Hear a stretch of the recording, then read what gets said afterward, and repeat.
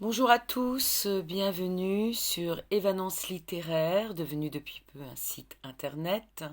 Je suis Évangéline Brunois, je suis l'autrice de à peu près 1200 chroniques. Je ne sais pas à combien d'éditeurs ou d'auteurs cela correspond, mais je profite de cette occasion pour les remercier pour leur confiance renouvelée pendant toutes ces années. Je vais vous lire une chronique que j'ai rédigée le 1er novembre 2023 concernant Petit meurtre chez Agatha de Colin Cambridge, paru le 25 octobre 2023 chez City Éditions, 320 pages, traduite par Martine Dezouaille. Petite phrase d'introduction. Tant qu'à avoir un vrai meurtre perpétré chez soi, autant savoir l'apprécier, si vous voyez ce que je veux dire. Agatha Christie, un cadavre dans la bibliothèque. Irrésistible et délicieusement british, la première enquête de la gouvernante d'Agatha Christie. Une nouvelle série qui fait une entrée fracassante dans le cozy mystery. J'ai eu beaucoup de plaisir pendant la lecture de ce roman policier historique situé dans le manoir de la célèbre Agatha Christie, remariée à Max Mallowan.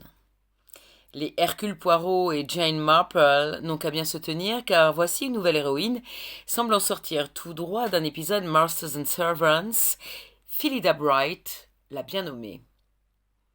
Physique avantageux, tête bien faite, un passé mystérieux, des capacités de self-défense étonnantes, une langue bien pendue et un regard acéré. La gouvernante d'Agatha Christie mènera l'enquête à la place des forces de police dépassées. Il en va de la tranquillité de sa chère amie et employeuse.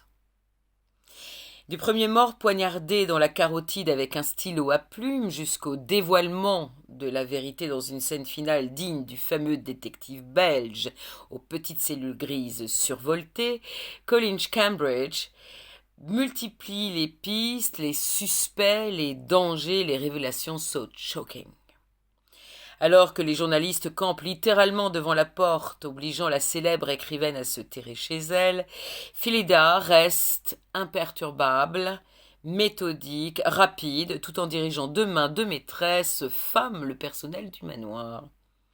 C'est pour Agatha, déjà traumatisée dans le passé par des hordes de paparazzi, que la belle gouvernante se démène.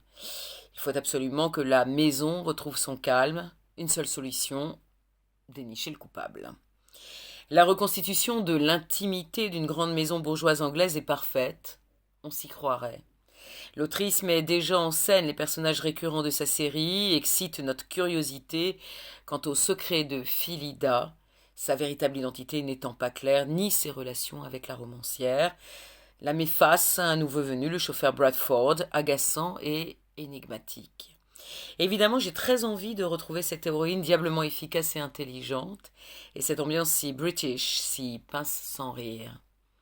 De plus, l'intrigue policière est très recherchée, compliquée à souhait, et ménage de très belles surprises à découvrir et à consommer sans modération. Je ne vous lirai pas la 4e de couverture et je ne vous montrerai pas cette couverture.